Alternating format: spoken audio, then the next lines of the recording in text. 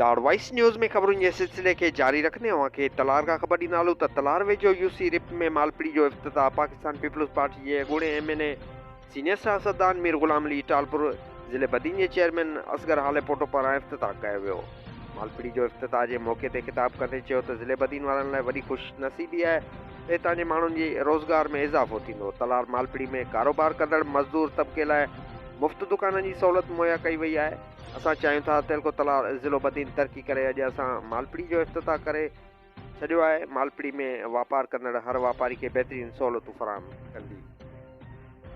लाडवाइस नाज़रीन खे तलार खां ख़बर ॾींदालूं त तलार वेझो यूसी रिप में मालपड़ी जो इफ़्तिताह पाकिस्तान पीपल्स पार्टी जे अॻूणे एमएनए सीनियर सियासतदान मीर ग़ुलाम अली टालपुर ज़िले बदीन जे चेयरमैन असगर हालेपोटो पारां इफ़्तिताह कयो वियो।